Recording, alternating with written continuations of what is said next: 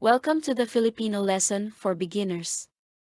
In this lesson, we will learn more useful expressions based on greetings, self-introduction, and farewell. Ikinagagalak, Is an expression which means to be happy or pleased. kitang makilala, Is a standard expression which means to see you or to meet you. Both words independently convey the same meaning. kitang, Can also be interpreted as the second person pronoun derived from. kita. Ikinagagalak kitang makilala. Is the standard way to say, nice to meet you. Nagagalak akong makilala ka. Also takes the similar meaning. However, the emphasis is more on the speaker's feeling, rather than the reason for the feeling. Now, we shall learn how to express farewell in Filipino. Paalam. Is the standard way to say, goodbye.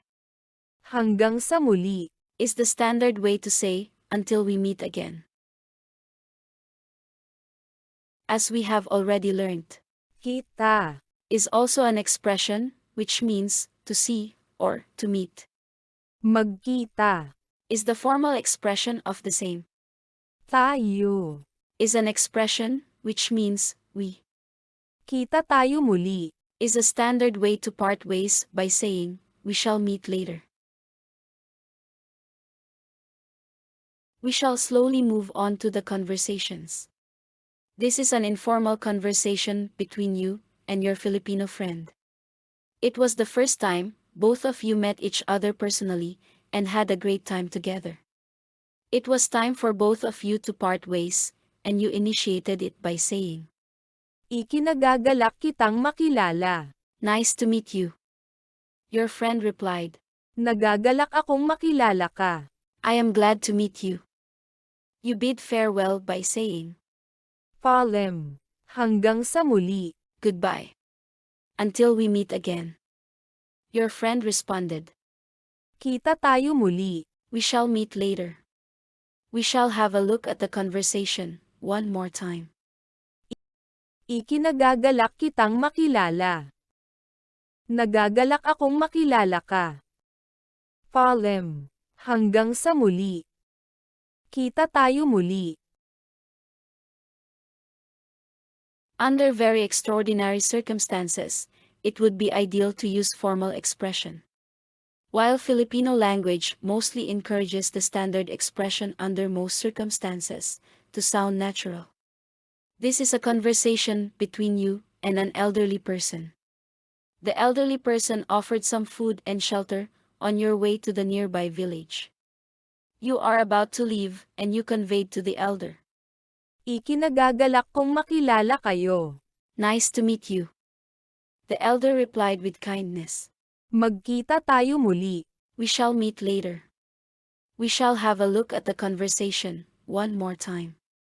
Ikinagagalak kong makilala kayo.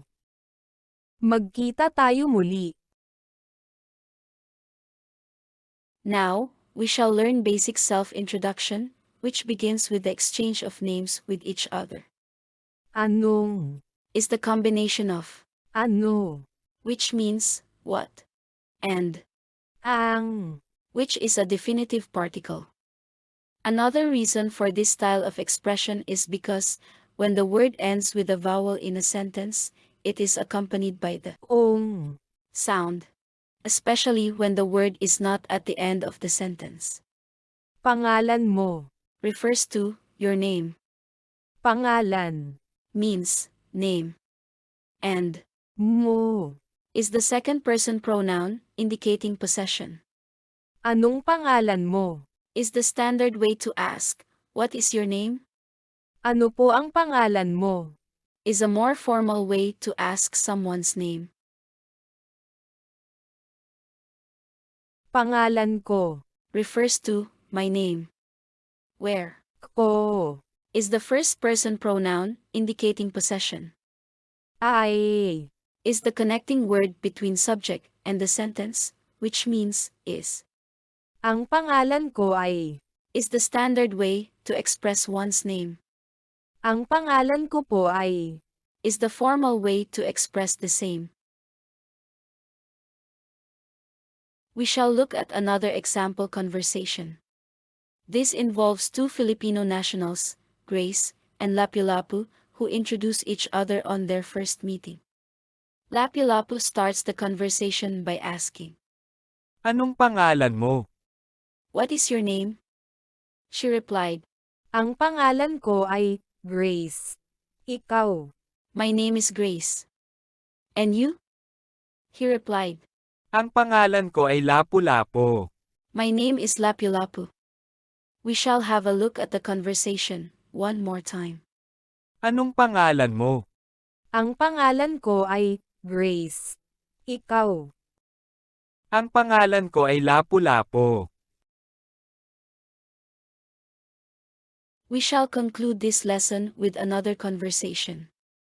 This is a formal conversation between two Filipino nationals, Mutia and Chris. It was the first day for Chris as an intern at the law firm, and she asked her senior, Ano po ang pangalan mo? "What is your name?" She replied, Ang pangalan ko po ay Mutya. Ikaw. "My name is Mutia." "And you?" Chris responded, Ang pangalan ko po ay Chris. "My name is Chris." We shall have a look at the conversation one more time. Ano po ang pangalan mo? Ang pangalan ko po ay Mutya. Ikaw. Ang pangalan ko po ay Chris. Thank you for the patient learning. Stay tuned for more updates. If there are any doubts regarding the Filipino language, please feel free to ask questions in the comments section.